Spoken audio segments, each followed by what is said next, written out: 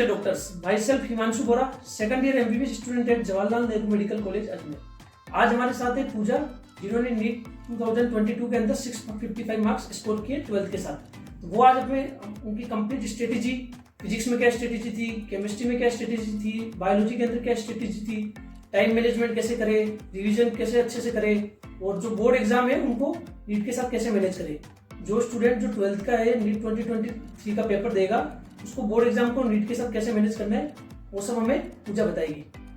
Welcome पूजा।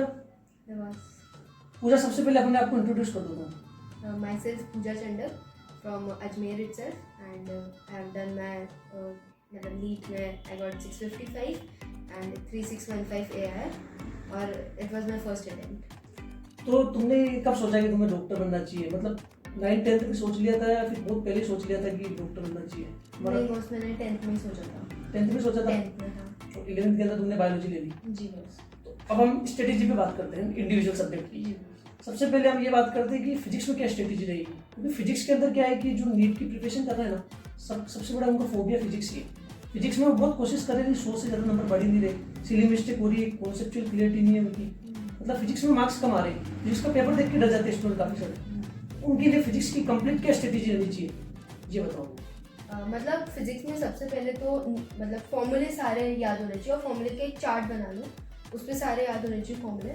और उसके बाद जैसे कोई भी क्वेश्चन आया, कभी कभी मैं लैंग्वेज देख के डर जाती कि क्या बोल रहे समझ नहीं आता, तो उसमें जो जो चीज़ें दे रखी है वो एक बार लिख लो।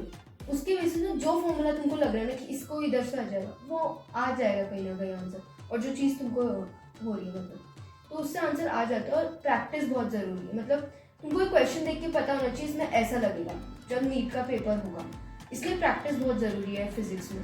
तो कई बार क्या होता है कि अपन कोई कॉन्सेप्ट पढ़ लेते हैं, उसके बाद भी अपन उसका वो न्यूमेरिकल नहीं निकलता अपन से। हाँ, तो उसका क्या कारण, उसको कैसे मतलब अपन कम करें? मतलब जैसे वो पहली बार नहीं निकलेगा, तो अगर आप सर वर्ड से पूछ सकते हो, कोई टीचर से पूछ सकते हो, या कभी नेट पे देख सकते हो, तो एक बार अगर वो आपको आ जाएगा ना, तो अगली बार वो आपको पक्का आ जाएगा। तो उस टाइम एक बार बहुत सारे क्वेश्चन ऐसे होते हैं जो पहली बार में नहीं निकलते और वो नहीं हो पाते पहली बार में, तो उसको अगर आप दूसरी बार करोगे, एक बार में थोड़ा ढंग से करोगे, उसको थोड़ा ज़्यादा सोचोगे उस पर, मतलब लगा दिया कि आधा घंटा लगा दिया उस पर, फिर भी नहीं आ रहा आंसर, फिर उसको नेट पे देखो, तो फिर आपको आ जाएगा, और नेक्स्ट टाइम भी आ जाएगा, उससे रिलेटेड क्वेश्चन भी आ जाएंगे। तो फिजिक्स के अंदर मतलब क्वेश्चंस की प्रैक्टिस ज़्यादा करनी चाहिए बहुत, मतलब थ्योरी आप अगर बहुत छोड़ भी दो ना तो भी चलेगा, बट मोस्टली क्योंकि न्यूमेरिकल्स आते हैं, थ्योरी बहुत कम आती है। थ्योरी आपको मतलब मेन पता होना चाहिए कि ये क्या है, ये चीज़, बेसिक फॉर्मूलाज वगैरह सब पता होने चाहिए। हाँ, बाकी न्यूमेरिकल प्रैक्टिस ज़्यादा। न्यूमेरिकल प्रैक्टिस फिजिक्स के अंदर नीट के प्रीवियस ईयर क्वेश्चन करने चाहिए कि नहीं करने चाहिए? वो तो बहुत इंपॉर्टेंट है, मतलब उससे पता चलता है कि किस, एक तो सबसे पहले पता चलता है कि किसका क्या, मतलब इस चैप्टर से इतने क्वेश्चन आ सकते हैं, तो पहले उन चैप्टर्स को देखो कि जो चीज़ें बहुत ज़्यादा वेटेज दे रही है, तो उनको पहले देखो, और उसके बाद पता चलता है कि आपको किस चीज़ में कितना डीप जाना है, कि इतना डीप जाने की, क्योंकि एनसीईआरटी में इतना नहीं है फिजिक्स का कि। फिजिक्स में एनसीईआरटी भी पढ़ी थी तुमने? नहीं, मैंने एनसीईआरटी नहीं पढ़ी थी, जस्ट मतलब थ्योरी वगैरह थोड़ी बहुत देखी, बट ज़्यादा नहीं देखी थी। मोस्टली मैंने क्वेश्चंस पे किया था और प्रीवियस ईयर पे देखा था, तो पता चल गया कि कितना करना चाहिए मुझे, कि किस चैप्टर में कितना ज़्यादा करना चाहिए और किस चैप्टर में मैं कम ध्यान दे सकती हूँ, किसमें ज़्यादा ध्यान दे सकती हूँ। तो सिर्फ प्रीवियस ईयर बहुत इंपॉर्टेंट है फिजिक्स, मतलब हर सब्जेक्ट के लिए बहुत इंपॉर्टेंट है प्रीवियस ईयर। क्वेश्चन रिपीट भी होते हैं प्रीवियस ईयर से? बहुत रिपीट होते हैं, और नहीं भी होते ना कि नहीं होते, बट उसी कॉन्सेप्ट पे बेस्ड होते हैं मोस्ट बार। तो अगर आप तुम प्रीवियस भी कर लोगे तो 60% हो जाएगा तुम्हारा फिजिक्स का। पहले बेसिक, पूजा का कहने का मतलब ये है कि पहले फिजिक्स के अंदर बेसिक फॉर्मूलाज को किसी शीट पे लिख लो, या फिर बेसिक फॉर्मूलाज को अच्छे से पढ़ लो।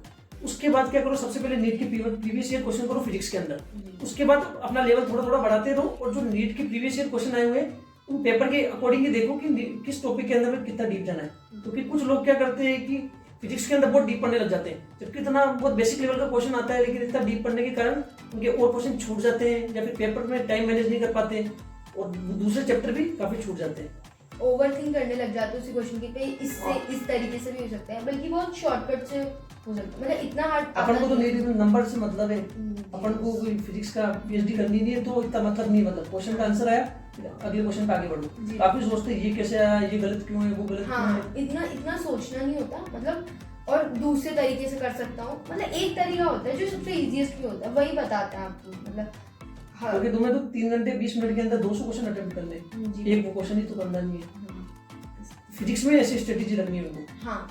और केमिस्ट्री के अंदर क्या करना चाहिए, इनऑर्गेनिक, ऑर्गेनिक और फिजिकल, तीनों का पार्ट वाइज बताओ कि फिजिकल के अंदर कोई स्टूडेंट है उसको क्या करना चाहिए। फिजिकल मतलब फिजिकल फिजिक्स जैसे उसको अब उसमें से भी मतलब उसके अब केमिस्ट्री की भी एनसीईआरटी बहुत इंपॉर्टेंट है, मतलब वर्ड टू वर्ड पढ़नी होती है, क्योंकि बहुत सारी चीज़ होती है जो अपन फर्स्ट टाइम में इग्नोर मार देते हैं केमिस्ट्री में, बट उसको करना होता है। फिजिकल केमिस्ट्री के लिए एनसीईआरटी पढ़ो, एक बार तो पढ़ो, क्योंकि जैसे हमारे अभी तो स्टूडेंट्स के पास टाइम कम है तो एक बार का रुक सकते हैं। उसके बाद फॉर्मूलेज एक चार्ट पे लिखे हुए होने चाहिए, सारे फॉर्मूलाज मोस्टली मतलब उन्हीं से रिलेटेड आता है, और कैलकुलेशन कम होती है केमिस्ट्री में, तो वो भी काफ़ी जल्दी हो जाता है। इनऑर्गेनिक जितनी रिवाइज कर सकते हो, जितनी बार करें, एनसीईआरटी से, एनसीईआरटी इनऑर्गेनिक के लिए एनसीईआरटी, इनऑर्गेनिक के लिए एनसीईआरटी। प्रीवियस ईयर करने चाहिए कि नहीं करने चाहिए, इनके लिए भी, केमिस्ट्री के लिए भी। हर सब्जेक्ट के लिए प्रीवियस ईयर बहुत इंपॉर्टेंट है, क्योंकि मतलब जैसे उसमें ना इतना नहीं होता एनसीईआरटी में, केमिस्ट्री में भी देखोगे तो इतना नहीं होता, और उसमें वो चीज़ होती है कि जैसे इनका किस पैटर्न में बढ़ेगा या ऐसा, उतना पूरा नहीं होता। वो कुछ ऐसा होता था कि समझ जाना है इसको, तो उसके लिए कभी आप कोई वीडियोस होती है यूट्यूब पे, उनको कर सकते हो, आपके टीचर जहाँ से आप कोचिंग ले रहे हो, या फिर कोई मॉड्यूल्स में से देख लो, तो पता चल जाता है कि कैसे ट्रेंड जाता है।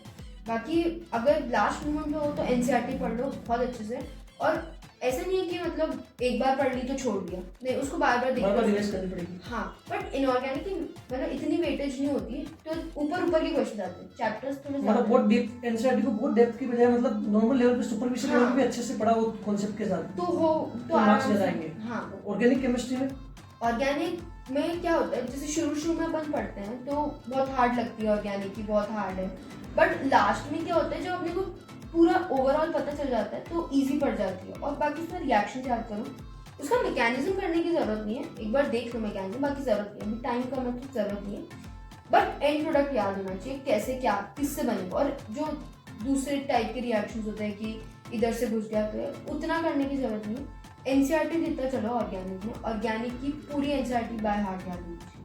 मतलब ऑर्गेनिक केमिस्ट्री के लिए क्या है कि एनसीईआरटी को अच्छे से पढ़ो, उसके अंदर मैकेनिज्म की बजाय जो एंड प्रोडक्ट है उस पर ज्यादा फोकस करो। हाँ। और रिएक्शन के नेम के साथ कौन सा प्रोडक्ट बनता है, कोई भी रिएक्शन है उसके साथ कौन सा प्रोडक्ट बनता है उसका। हाँ। और फिर थोरोली एनसीईआरटी को अच्छे से पढ़ो। हाँ। और फिर नीट के प्रीवियस ईयर क्वेश्चन कर लो। हाँ। ये स्ट्रेटेजी रखेंगे तो मेरे हिसाब से ऑर्गेनिक में काफी अच्छे मार्क्स आएंगे जी।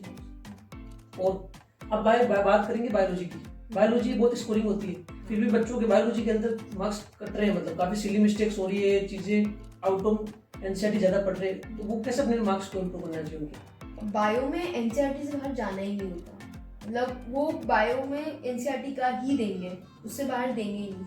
और बायो में अपन जैसे वो कंफ्यूज करने के लिए नॉट एक्सेप्ट, जैसे इस बार काफ़ी थियोरेटिकल था क्वेश्चन, तो बायो में बहुत ज़्यादा टाइम लग गया था बच्चों को, तो इसलिए उसको जो नॉट है एक्सेप्ट है उसको गोला लगा लो एक बार, ताकि तुमको पता हो, और ऑप्शन सारे पढ़ो, सारे ऑप्शन पढ़ने चाहिए, नोट एक्सेप्ट उनको बोला लगा लो, ताकि सिली मिस्टेक सबसे मतलब जो सबसे बेस्ट वे है मार्क्स बढ़ाने को और सबसे इजीएस्ट है वो सिली मिस्टेक कम होना। होती है सिली मिस्टेक, बट अब मिनिमम रिड्यूस कर लो जितनी हो सकती है। और मतलब एक क्वेश्चन गलत हो रहा है आपका और थोड़ा आपको एक्स्ट्रा टाइम मिल रहा है, उससे अच्छा है कि आप गलत ना करो। तो अगर थोड़ा टाइम मार्किंग भी है तो एक नंबर और ज्यादा कटेगा। हाँ, तो अगर आप मतलब जितना ज़्यादा से ज़्यादा मतलब आराम से पढ़ो पेपर, बायो का तो एटलीस्ट, है ना, उसमें नॉट एक्सेप्ट का ध्यान दो, सारे ऑप्शंस पढ़ो, क्योंकि कभी कभी हमें ऑप्शंस में ही पता चल जाता है कि ऊपर नॉट होगा, 3 अगर सही लग रहे तो नॉट का ही होगा। बाकी बायोलॉजी के अंदर तुम्हें एनसीईआरटी को थोरोली पढ़नी है, डायग्राम्स, रिएक्शंस सब कुछ अच्छे से पढ़ना है, फिर नीट के प्रीवियस ईयर क्वेश्चन कर सकते हो।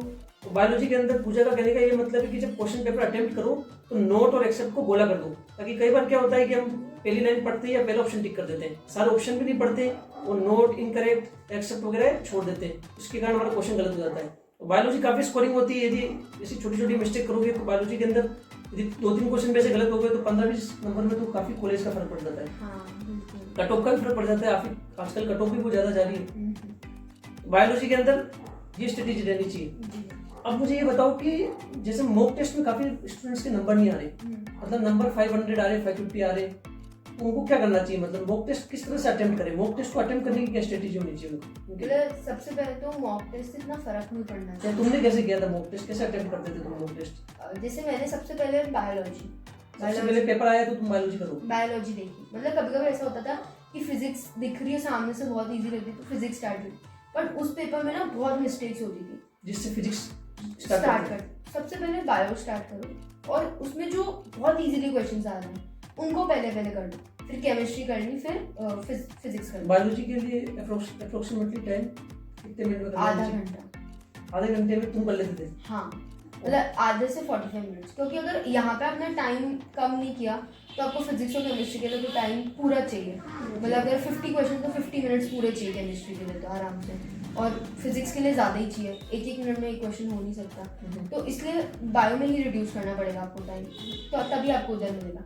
तो बायो जो क्वेश्चन हमें पहले आते हैं, बहुत इजीली आते हैं, उनको पहले कर ले, उनको पहले कर लो, फिर केमिस्ट्री पे चल लो, फिर फिजिक्स पे। एक बार मतलब कि वो केमिस्ट्री में भी जो वो आते हैं पहले उनको पहले कर ले, हाँ, फिजिक्स में भी जो आते हैं वो पहले कर ले, हाँ।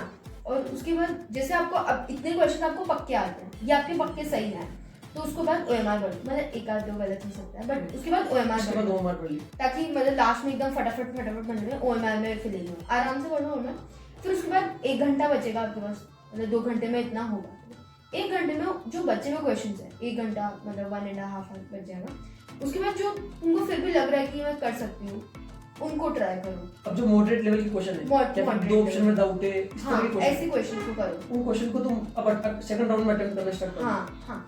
फिर उसके बाद थर्ड राउंड लो कि ये हो सकता है, थोड़ा सोचो उसके बाद, मतलब उसके बाद आराम से टाइम लो क्वेश्चन को। फिर उसके बाद जो अब हो गए, मतलब आधा घंटा बचा पेपर खत्म होने में, अब जो हो गए एक बार के कि जो सेकंड राउंड से हो गए, थर्ड राउंड से हो गए, उनको फिल कर दो। फिर आधे घंटे में आराम से जितना सोच सकते हो उस क्वेश्चन को उतना सोचो। और जैसे आधे घंटे में, लास्ट के आधे घंटे में बहुत हड़बड़ाहट में मचाते हुए इनविजिबली जल्दी करो पेपर्स, तो उतना स्ट्रेस मत लो माइंड पे, क्योंकि जितना प्रेशर बढ़ेगा आप नहीं आएगा दिमाग में, तो आराम से करो। वो आपके जो आपको एक बार की पहली बार में जो आते थे वो तो होगा, अब उन पे फोकस करो जो आपको नहीं आते, तो उसको आराम से सोचो और बिल्कुल मतलब ऐसे आंखें बंद करके सोचो, अच्छे से सोचो। आ जाता तो ठीक है, मतलब नहीं आ रहा तो, और 2 ऑप्शंस में कंफ्यूजन है तो करके आओ, और नहीं तो मत करो। मतलब 2 ऑप्शन में कंफ्यूजन है तो उस क्वेश्चन को अटेम्प्ट करना चाहिए, क्योंकि कट ऑफ काफी ज्यादा जा रही है कि 2 ऑप्शन में डाउट, उन क्वेश्चन को छोड़ेंगे तो मार्क्स काफी कम हो जाएंगे। लेकिन जो इसमें बिल्कुल डाउट है उस क्वेश्चन को छोड़ देना, उस क्वेश्चन को छोड़, क्योंकि वहाँ पर 25% है, यहाँ पे 50% है कि सही हो सकता है, नहीं हो सकता, और -1 ही होगा, +4 होगा, इसलिए करना चाहिए। तो इसलिए करना चाहिए। तो काफी स्टूडेंट्स का तो क्या हो रहा है कि राउंड ही नहीं आ रहे हैं, मतलब पूरा पेपर एक ही राउंड में चल रहा है उनका, उनके मतलब बायोलॉजी के अंदर जैसे उन्होंने 45 मिनट्स लगा लिए, केमिस्ट्री में उन्होंने 1 आवर लगा लिया, फिजिक्स में 1.5 आवर लगा लिया, ऐसे करके उनका राउंड ही नहीं आ रहा, पूरा पेपर 150-160 अटेम्प्ट होते हैं, उसके बाद उनके जो क्वेश्चन छूट जाते हैं वो छूट जाते हैं। उनके लिए क्या करें, मतलब वो राउंड आए कैसे, मतलब फिर से करना पड़ेगा उनको तभी राउंड आएगा?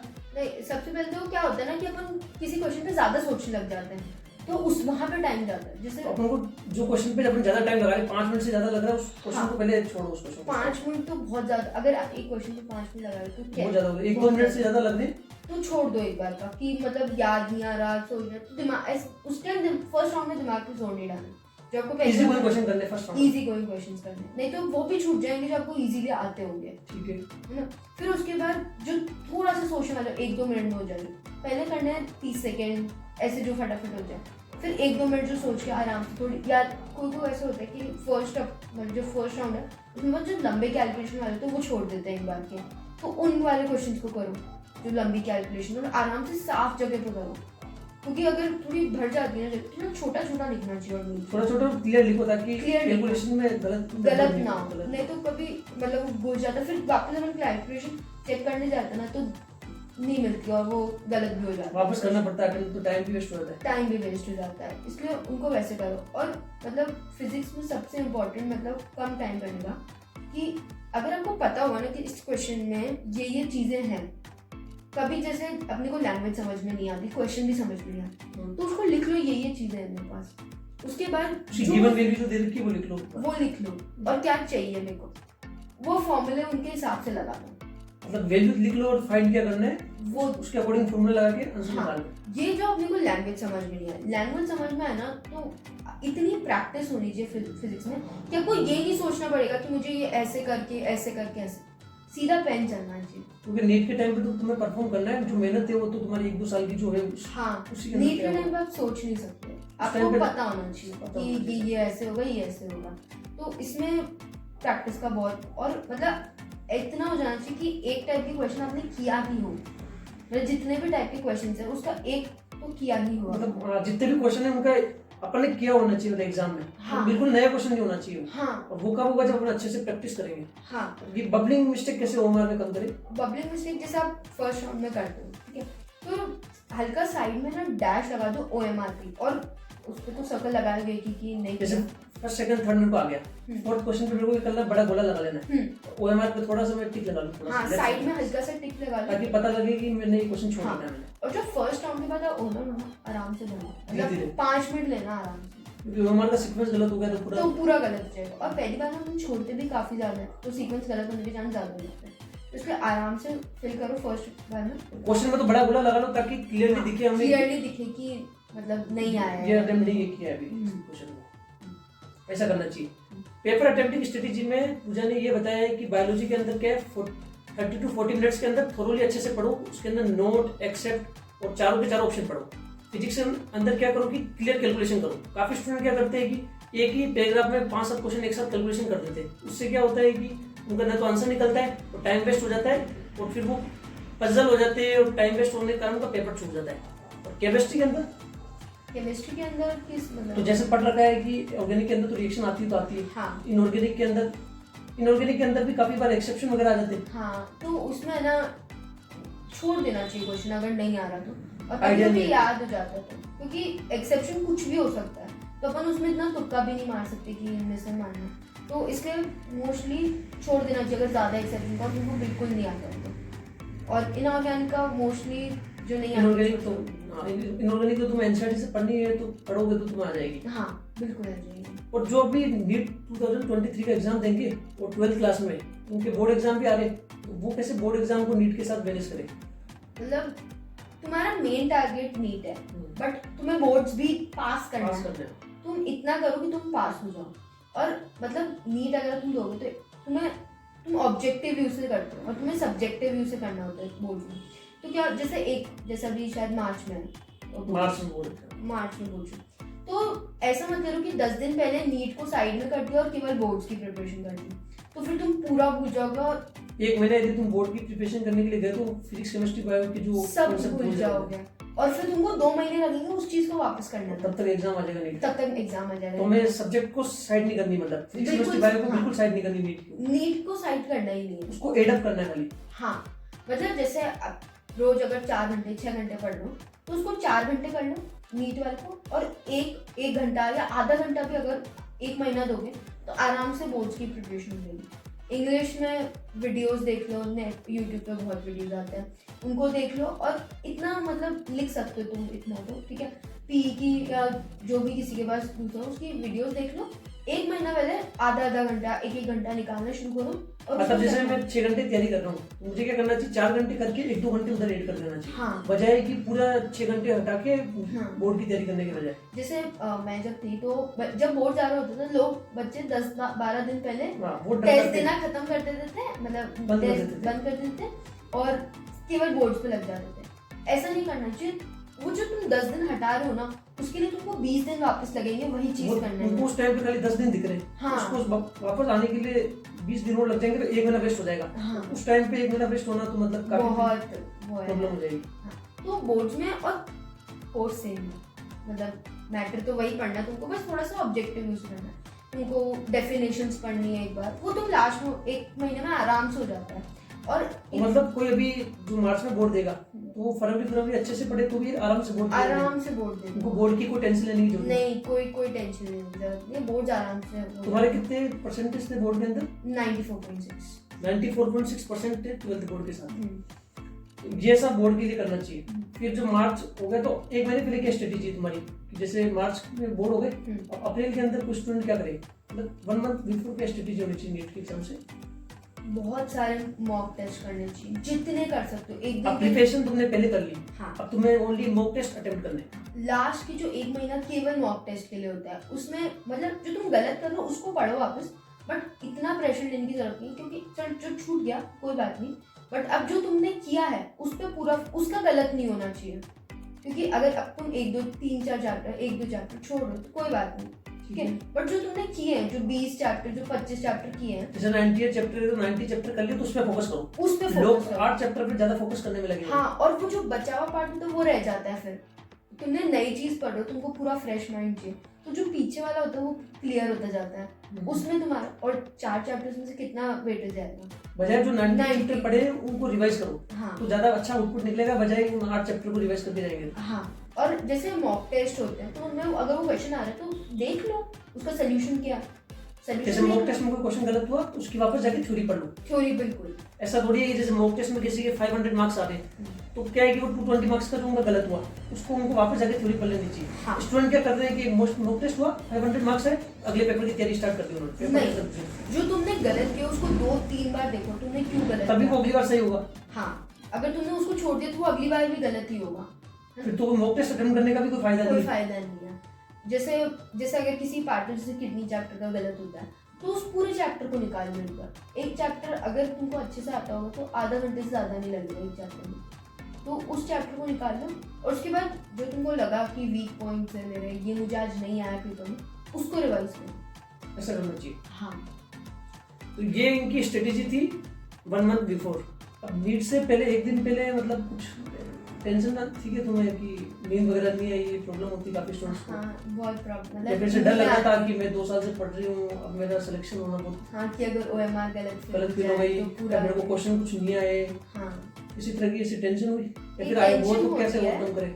टेंशन होती है, बट फिर मतलब अगर ज़्यादा टेंशन लेते ना तो बिगड़ता ही है पेपर, कि बहुत ज़्यादा स्ट्रेस के साथ अगर आप जाओगे तो बिगड़ेगा।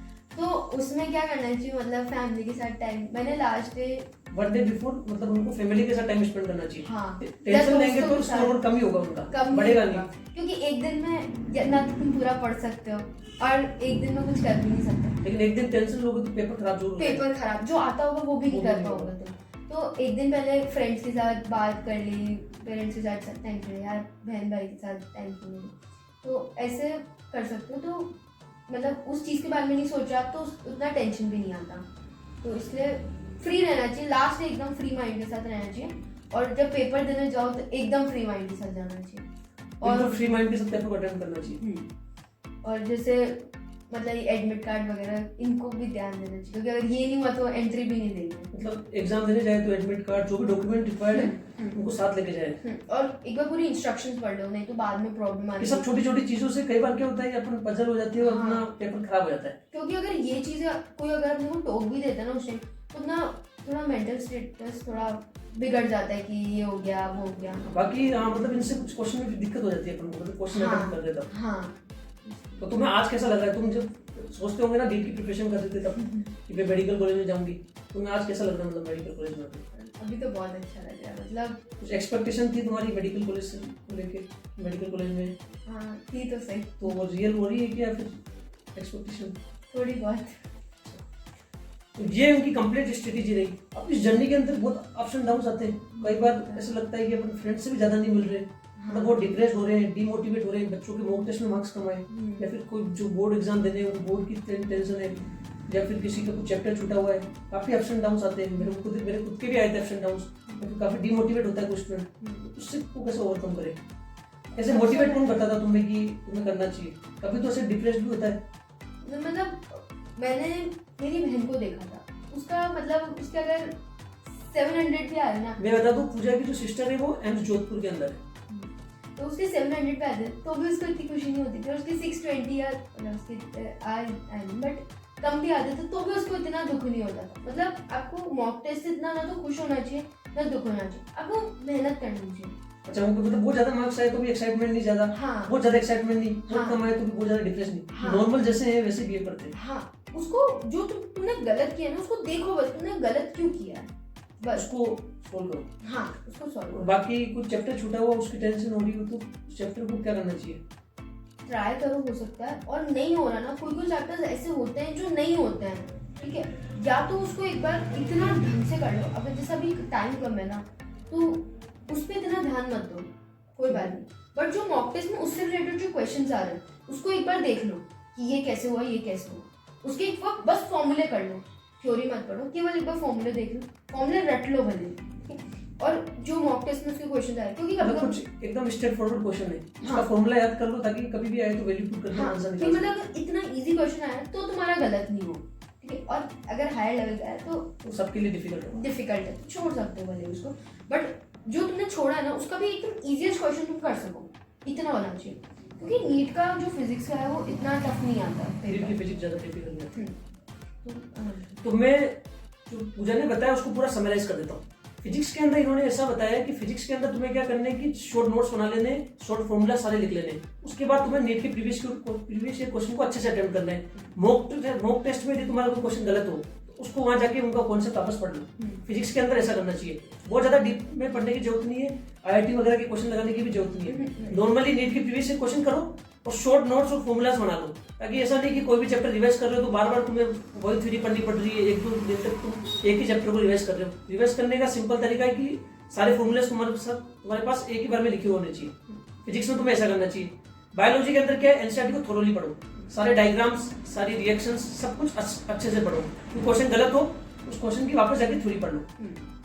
केमिस्ट्री के अंदर क्या बताया, फिजिकल के अंदर जैसा फिजिक्स के अंदर है, फॉर्मूलाज पढ़ो और क्वेश्चन अटेम्प्ट करो।